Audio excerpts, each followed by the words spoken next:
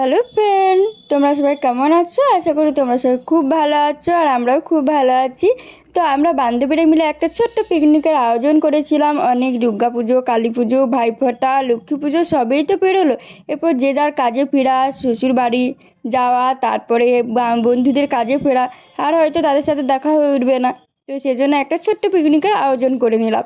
ওই দেখো আমাদের বান্ধবী ওইদিকে চিকেন পকোড়া করতে কিন্তু অলরেডি শুরু করে দিয়েছে, আর এইদিকে বোন নিয়ে চলে এসেছে কাকিমার হাতে স্পেশাল চা, যেটা খেতে কিন্তু ভীষণ সুন্দর ছিল। তো দেখো আমরা সবাই মিলে চা খেয়ে নিচ্ছিলাম আর সেই আড্ডা দিচ্ছিলাম। এই দেখো ওই হচ্ছে আমাদের বন্ধু। অনেকেই পিকনিক করেনি, মানে আরও অনেকে করবে বলেছিল, তো আসতে পারেনি সময়ের জন্যে। তো যাই হোক, আর এইদিকে দেখো মশলাপাতিগুলো সব রেডি করে রেখেছিলাম। তো কী কী মশলা রেডি করে রেখেছিলাম, এইখানে আছে হচ্ছে স্যালাড, যেটা চিকেন পকোড়ার সাথে খাওয়া হবে। আর এখানে হচ্ছে যে চিকেন রান্না হবে তার মশলাপাতি রাখা ছিল।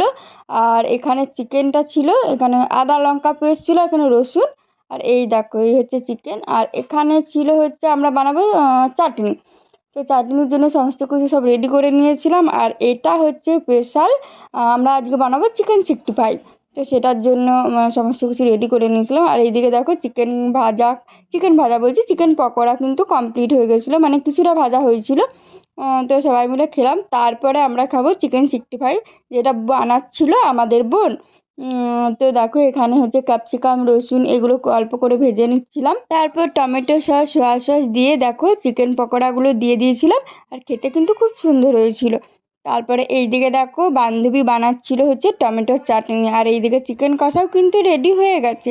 আর বাড়িতে মাকে বানাতে দিয়েছিলাম খিচুড়ি। তো যাই হোক, কালী পুজো পেরিয়ে গেছে, মানে হালকা শীত তো পড়েই গেছে। তো সেজন্য আমরা খিচুড়ি আর চিকেন কষা এটা থাকলে আর কি চাই বলো বন্ধুরা। তো ভিডিওটা কেমন লাগলো অবশ্যই কিন্তু কমেন্টে জানিও। সবাই ভালো থেকো, সুস্থ থেকো। দেখা হচ্ছে পরের ভিডিওতে। টাটা।